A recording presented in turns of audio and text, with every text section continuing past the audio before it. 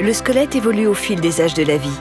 Cette évolution se caractérise principalement par la formation et la croissance des os tout au long de l'enfance, puis par une perte progressive de densité osseuse qui commence au début de l'âge adulte et peut s'accélérer significativement chez l'adulte âgé.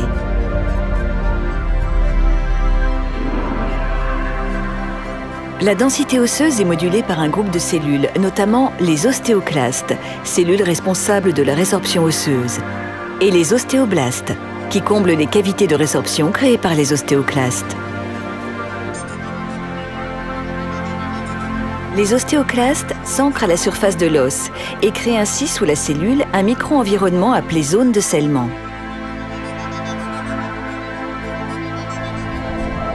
Au sein de cette zone, les ostéoclastes créent un environnement acide qui dissout la substance minérale de l'os. Une fois ce processus achevé, les enzymes libérées par les ostéoclastes éliminent la matrice osseuse collagénique restante pour achever le processus de résorption. Après la résorption, les ostéoblastes migrent vers l'espace de résorption et commencent à produire et à former un dépôt de matrice organique appelé tissu ostéoïde. Principalement constitué de collagène, le tissu ostéoïde forme un support sur lequel les minéraux commencent à se cristalliser, notamment le calcium et le phosphate. Certains ostéoblastes actifs sont pris dans la matrice qu'ils sécrètent et deviennent alors des ostéocytes. D'autres ostéoblastes mourront par apoptose, c'est-à-dire par mort cellulaire programmée, ou redeviendront des cellules bordantes à la surface de l'os. Ce cycle de résorption et de formation au même site osseux est appelé remodelage.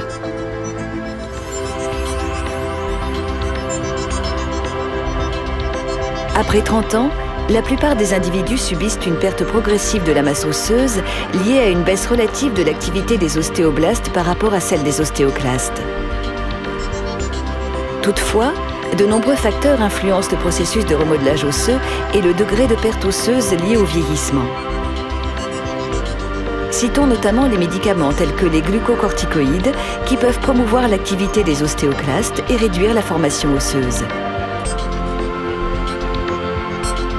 Associée à l'activité physique, une alimentation adaptée peut contribuer au renforcement osseux.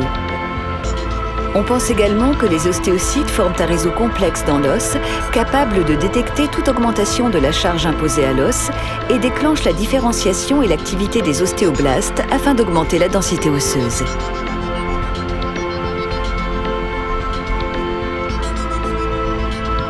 A l'inverse, lorsque l'os est soumis à une charge moins importante, par exemple au cours d'un alitement prolongé, la résorption et le remodelage augmentent afin d'éliminer le tissu osseux sous-sollicité. La perte de masse osseuse réduit la résistance de l'os et augmente le risque de fracture. Ce phénomène montre combien il est important de rester actif, de manger sainement tout au long de la vie et d'être conscient de ses propres facteurs de risque associés à une faible densité osseuse.